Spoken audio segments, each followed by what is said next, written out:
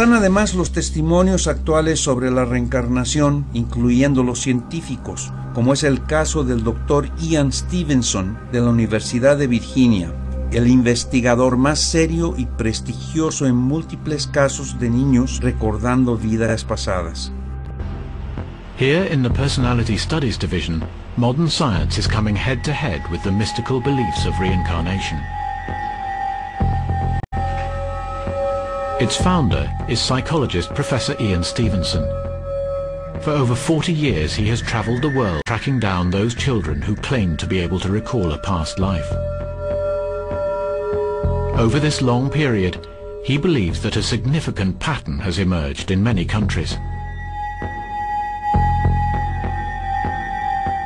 I was simply watching television one day and I saw the BB special on reincarnation, and it was very accidental, and Ian Stevenson was standing there talking quietly about case studies he had conducted over a 15 or 20 year period, and they showed on the television the book 20 cases suggestive of reincarnation. I thought that might be very interesting, so I went out and bought the book and I started reading the book.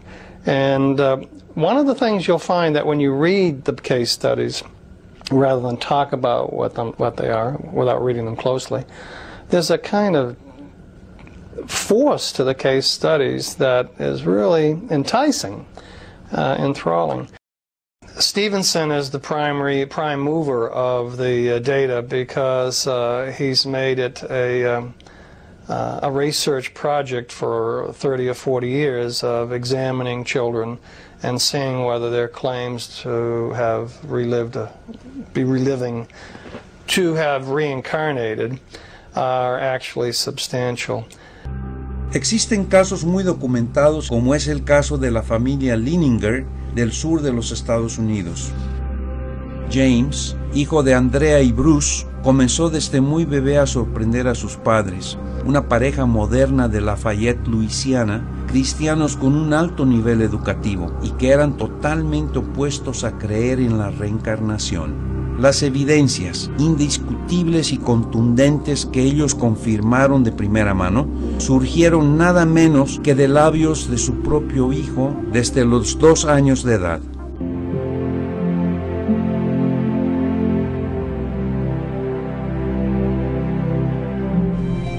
Once again, Charles Gibson. And now, one of the biggest questions of life. What happens when it's over? Heaven? Hell? Nothing? Or might there be a fourth possibility, reincarnation? Could we come back as someone else? Here's Chris Cuomo with 2 down-to-earth parents who thought they understood the mysteries of life. That is, until their toddler began to talk. On March 3, 1945, a 21-year-old Navy fighter pilot on a mission over the Pacific was shot down by Japanese artillery. His name might well have been forgotten, were it not for the remarkable, some might say unbelievable story of a little boy named James. Okay, this is really tough. I need somebody to help me. All right, I'm the volunteer. What do you want me to do? Okay, I'll just go climb this thing and you have to hold me in case I fall. Done. James Leiniger is all boy, 6 years old and full of spirit. This is a special plane. It goes in reverse. You don't see a lot of that. James knows a lot about planes, especially war planes. What kind of airplane is that? It's a Corsair. His parents, Andrea and Bruce Leiniger, say from an early age James would play with nothing else. He was obsessed with airplanes. If you look around the house, that's all you'll see. Airplanes, helicopters, aircraft carriers. But then, when he was 2, the planes James loved suddenly began to give him frequent and frightening nightmares. I'd wake him up and he'd be screaming and he'd always be laying on his back, kicking his feet up at the ceiling. And I'd say, "Baby, what were you dreaming about?" He'd say, "Airplane crash on fire, little man can't get out." They sound like typical kiddie nightmares, but Andrea says they went on the same way for months. Maybe too much TV. But James was just 2, and his parents say only watching Barney and Teletubbies. Teletubbies! And Andrea and Bruce say they weren't watching World War II documentaries or conversing about military history. This is an F-18? No, that one. So what explains the nightmares and James's strange obsession with airplanes? I talked to my mom about it, A lot of times my mom had said maybe he's remembering a past life. What did you say? Politely, baloney. Andrea and Bruce of Lafayette, Louisiana are a highly educated, modern couple. To them, the possibility that their little son James was manifesting signs of a former life was, well, a little out there. You know, having a past life is not the initial conclusion that you come to. You try and figure out any other way he could have. Did he see anything? Has there been anything on television, anything that we've discussed? But as time went by, Andrea didn't know what to believe. Here's James at age 3, going over a plane as if he's doing a pre-flight check. He would continue to say and do things that were puzzling, like the time his mom bought him a toy airplane. And I said, oh, look, there's a bomb on the bottom of it. He said, that's not a bomb, Mama, that's a drop tank. A drop tank? I'd never heard of a drop tank. I didn't know what a drop tank was. Andrea's mother suggested she look into the work of counselor and therapist Carol Bowman. Bowman has written 2 books, both supporting the proposition that sometimes the dead can be reborn. We are taught from a very early age in this culture, in the Judeo-Christian culture, that reincarnation doesn't exist.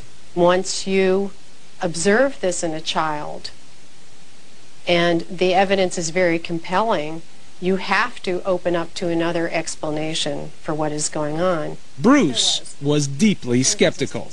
He said there has to be a logical explanation. I don't believe in past lives. I don't believe in this stuff. Here it comes. But with the violent nightmares recurring 3 and 4 times a week, the Leinigers felt they had to do something. So with guidance from Bowman, they cautiously began to encourage James to share his memories. They say the result was startling. The nightmares immediately started reducing in frequency. He went down from 3 or 4 times a week to maybe 1 a week, 1 every other week. And at that point was when he started to articulate more about these past life memories. Seems normal enough, a little boy improving when his troubles are directly addressed. But Bowman says this is more, that James was forthcoming because this is the age when former lives are most easily recalled. They haven't had the cultural conditioning, the layering over of experience in this life, so that the memories can percolate up more easily. These memories tend to fade between the ages of 5 to 7. His parents say between the ages of 2 and 4, James would reveal extraordinary details about the life of a former fighter pilot, mostly at bedtime, when he was drowsy. Bruce said, what happened to your plane? He said, it crashed on fire. And Bruce said, why did your airplane crash? And he said, it got shot. And Bruce said, well, who shot your plane? And I'll never forget the look on his face. He went, oh, the Japanese.